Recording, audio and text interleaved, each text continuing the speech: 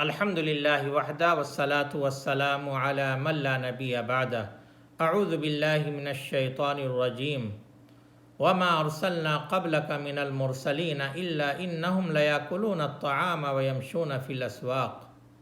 معزز سامعین و مشاہدین، بازار ایک ایسی جگہ ہے جہاں سے تقریباً ہر شخص کا سابقہ پڑتا ہے۔ یہاں لوگ اپنی ضروریات کی چیزیں خریدتے بیچتے اور ادھر ادھر سے آئے ہوئے لوگوں سے متعارف ہوتے ہیں۔ حتیٰ کہ اللہ کے افضل ترین بندے بھی بازاروں سے ایک گونا تعلق رکھتے تھے، جیسا کہ اللہ تبارک و تعالیٰ نے فرمایا وَمَا أَرْسَلْنَا قَبْلَكَ مِنَ الْمُرْسَلِينَ إِلَّا إِنَّهُمْ لَيَأْكُلُونَ الطَّعَامَ وَيَمْشُونَ فِي الْأَسْوَاقِ۔ ہم نے آپ سے پہلے جتنے رسول بھیجے سب کے سب کھانا بھی کھاتے اور بازاروں میں چلتے پھرتے تھے۔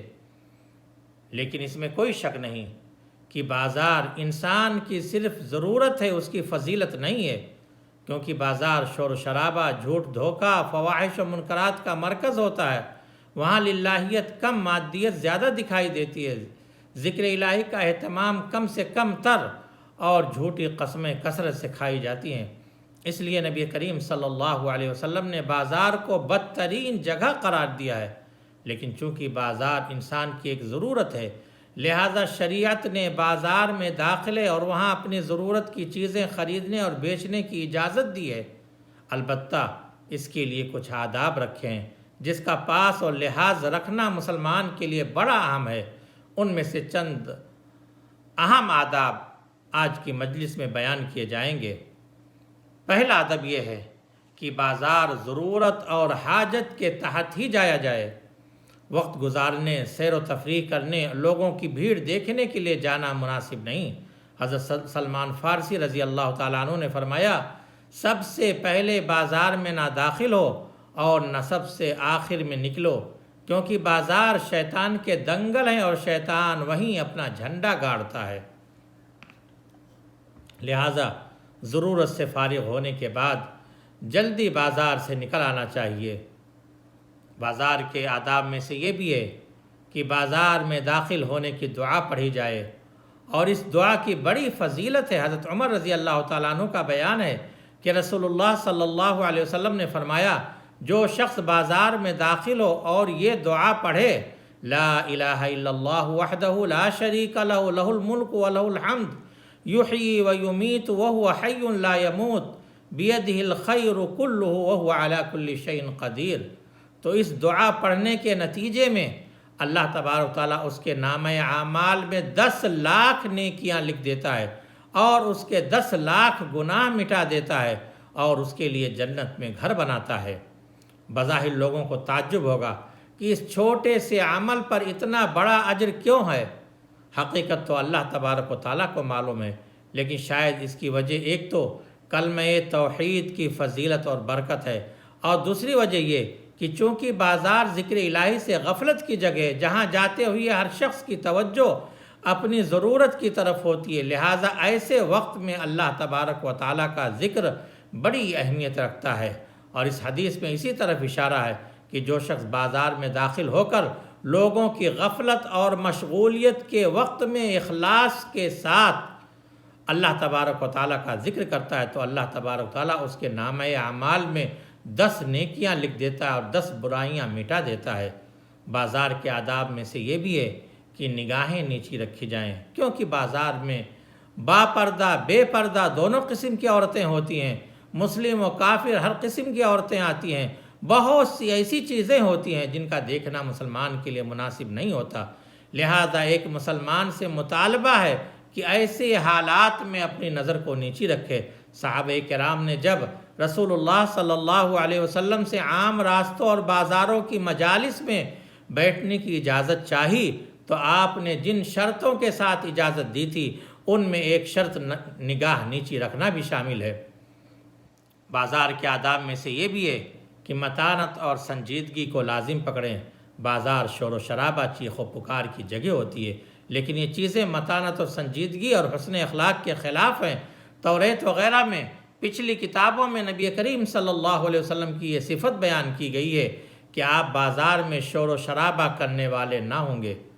بازار کے آداب میں سے یہ بھی ہے کہ صدقہ کیا جائے۔ حضرت قیس بن ابی غرزہ بیان کرتے ہیں کہ ہم لوگ بازار میں تھے کہ نبی کریم صلی اللہ علیہ وسلم ہمارے پاس تشریف لائے اور فرمایا کہ اے تاجروں کی جماعت، لغو، جھوٹ باتیں اور قسم کھانا بازار کا حصہ ہے، لہٰذا اسے تم صدقہ سے ملا دو، یعنی صدقہ کرتے رہو۔ بازار کے آداب میں سے یہ بھی ہے کہ لوگوں کو تکلیف نہ دی جائے۔ اللہ کے رسول صلی اللہ علیہ وسلم کا ارشاد ہے کہ جو شخص نیزہ لے کر کسی مسجد یا بازار سے گزرے تو اس کی دھار اور نوک کو پکڑے رہے تاکہ کسی مسلمان کو اس سے تکلیف نہ پہنچے۔ بازار کے آداب میں سے یہ بھی ہے کہ خرید و فروغ میں مشغول ہو کر نماز سے غافل نہ ہو۔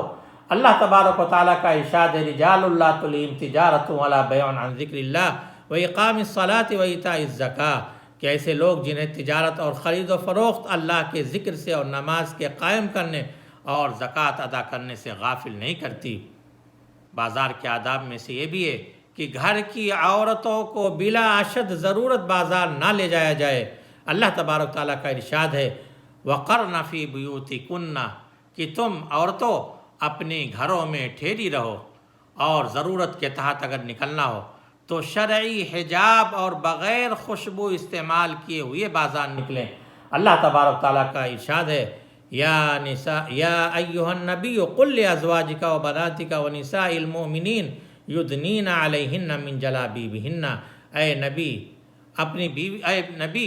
آپ اپنی بیویوں، بیٹیوں اور مومنوں کی عورتوں سے کہہ دیجئے کہ وہ اپنے اوپر چادریں لٹکا لیا کریں۔ نیز رسول اللہ صلی اللہ علیہ وسلم نے فرمایا جب کوئی عورت خوشبو لگا کر کسی قوم کے پاس سے گزرتی ہے تاکہ وہ اس کی خوشبو محسوس کریں تو جان لو وہ زانیہ ہے۔